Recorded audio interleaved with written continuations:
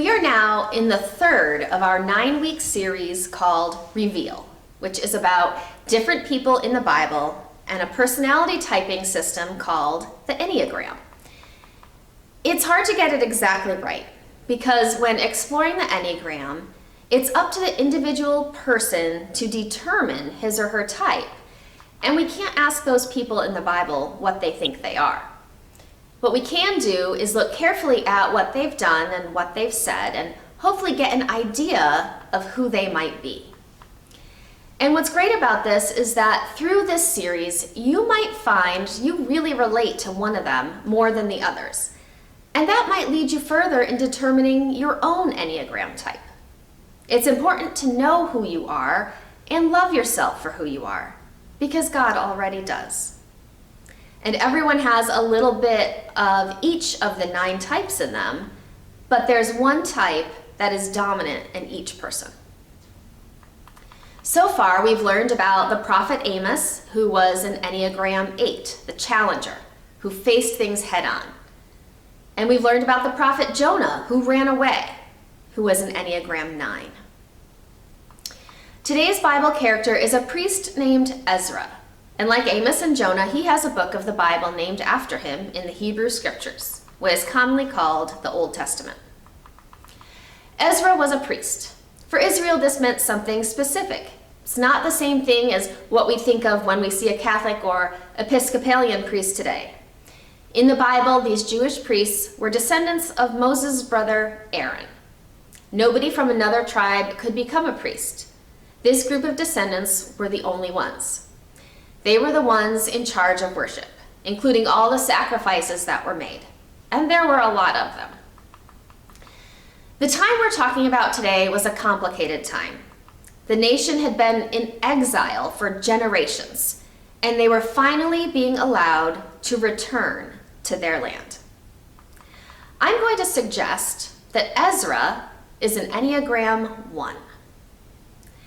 And Enneagram 1 is related to the first 2 types we've talked about already, because the 1 is in that same anger triad.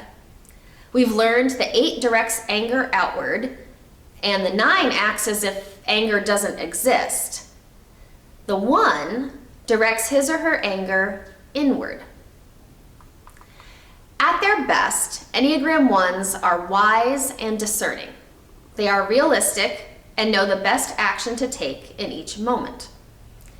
They are humane, inspiring, and hopeful. 1s are the perfectionists. Sometimes they're called the reformers. They want to make everything better. They do this because they have an idea that it's not okay to make mistakes. They've been criticized a lot, so they don't feel as if they are good enough. They internalize criticism. And under stress, they're afraid of being bad or corrupt, and that fear makes them think they won't be loved. Their inner critic never stops. And on a positive note, they have a deep desire to have integrity. That part about making everything better and the fear of being bad is what stands out when we look at Ezra. When Ezra returns from exile to Jerusalem, the priority is to rebuild the temple. The temple had been the central place of worship. If you read the book of Deuteronomy, it's all about making one holy place rather than having multiple places. It was first built during the reign of Israel's second king, Solomon, and was then destroyed when Israel was conquered by the Babylonians. In the section in Ezra that we are looking at today, Ezra had received a letter from King Artaxerxes. Just before that, we learned that Ezra had set his heart to study the law of the Lord, and to do it, and to teach the statutes and ordinances in Israel. In this letter, Ezra was given the responsibility to lead people back to Israel with financial support for the temple, including a possible surplus to do with whatever he wanted. The king trusted Ezra with this. Ezra was also told to use his wisdom to appoint magistrates and judges. He reviews all the people proclaims a fast, asks for a safe journey, and sets apart 12 of the priests. He tells them they are holy, and the vessels they are bringing to the temple, God's house, are holy too. Now, holy doesn't mean special, it just means they're set apart. They're not better than anything else. They're just set apart for a specific purpose. So they returned to Jerusalem and met up with other returned exiles. And now, Ezra's stress really begins. The people offered burnt offerings to God, as they should have. This was part of their worship. There wasn't a problem with sacrifices. It was normal. Afterward, though, Ezra finds something out. Some of the officials came to him to let him know that the people of Israel, the priests and the Levites, had not separated themselves from the peoples of the lands with their abominations. They had taken some of their daughters as wives for themselves and for their sons, and thus the holy seed had mixed itself with the peoples of the lands. And in this faithlessness, the officials and leaders have led the way. Ezra is appalled at this. He is so appalled that he mentions it twice. Because marrying foreigners was not, in Ezra's mind, something good or acceptable. Now, if you read the book of Ruth, you'll find a very different perspective on that. But one thing that sets Ezra apart as a one is that he wants everything to be good and perfect. This idea of holiness, of being set apart, is important to him. Remember, he had studied the Torah and the statutes. He knows his stuff.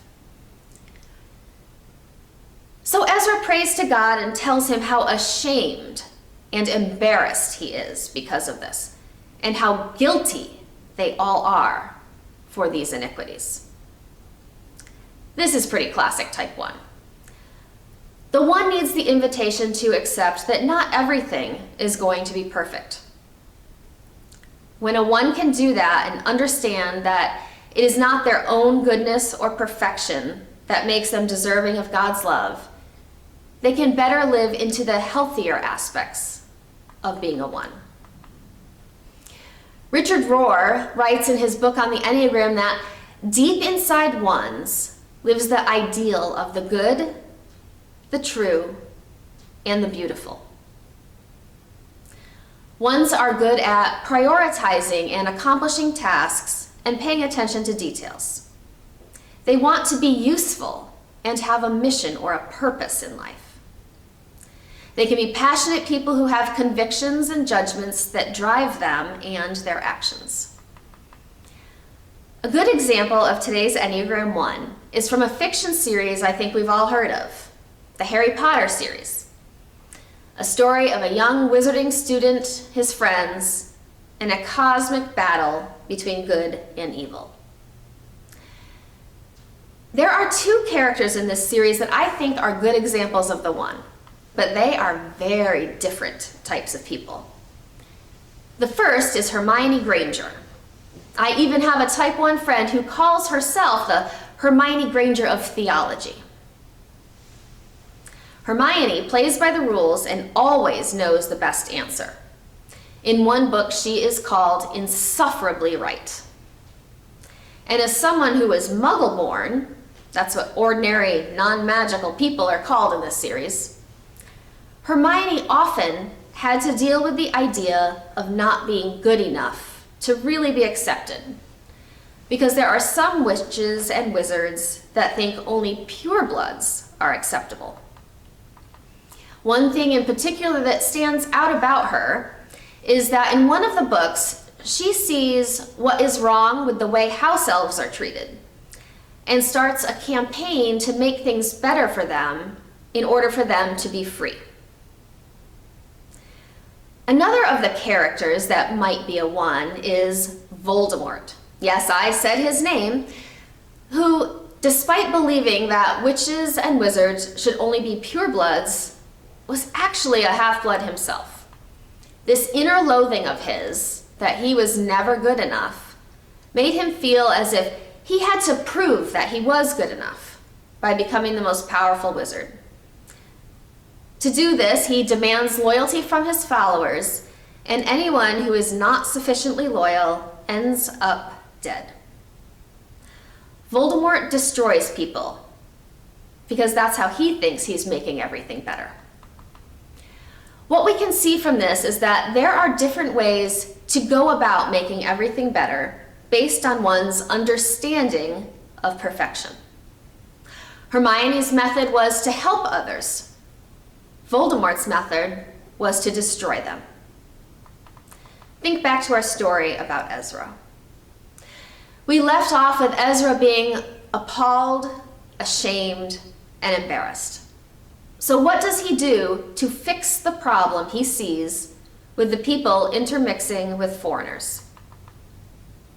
He decides to send the foreign wives and children away. They aren't given a chance. They aren't allowed to become part of the community.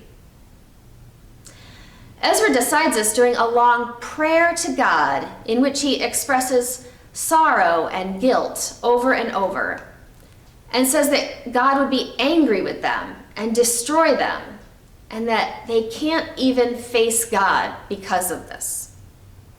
The people all weep bitterly. They decide, yes, it would be best to make a covenant with God to send all the wives and children away. So they do. And that's how the book of Ezra ends, with these words. All these had married foreign women, and they sent them away with their children. What's interesting about this whole prayer is that we never actually hear from God during it. I don't doubt Ezra's sincerity in wanting to make things right. I think he fully intended to make things right. But I do question whether or not what he actually did was the best decision he could have made. Women and children didn't fare well on their own. They had little to no means to be able to take care of themselves in a patriarchal society where men decided and ran everything. That's one of the things that makes the Bible so rich and complex. We can question and wrestle with a text when we read it. It's not something we just automatically take as telling us what to do.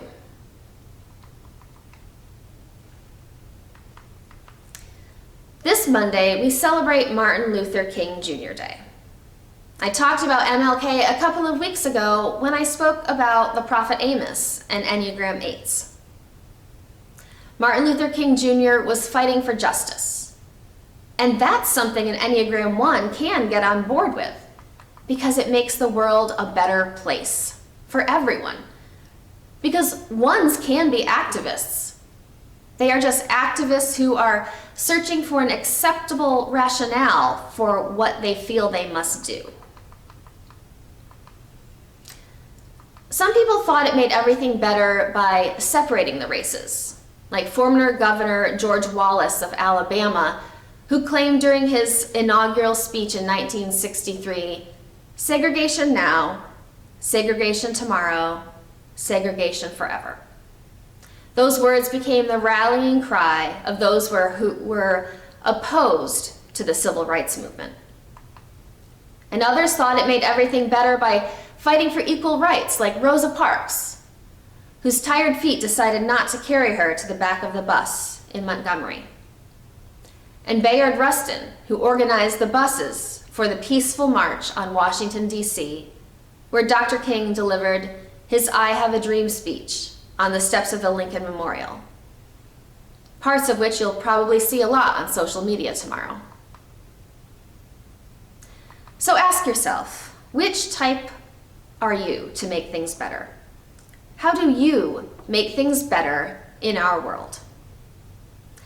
As we think about how we can make things better, my prayer is that we understand it's not a rigid perfectionism that is needed, but an inclusive love for all that enables people to live thriving, abundant lives. That is what is needed. Amen.